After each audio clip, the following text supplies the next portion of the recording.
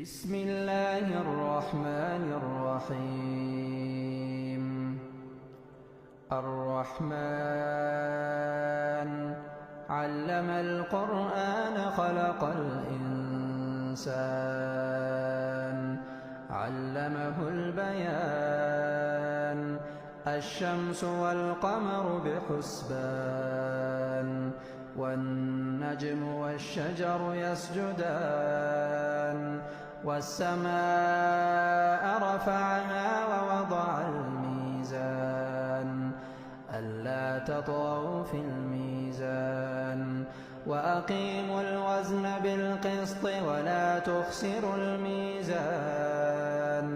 والأرض وضعها للأنام فيها فاكهة والنخل ذات الأكمام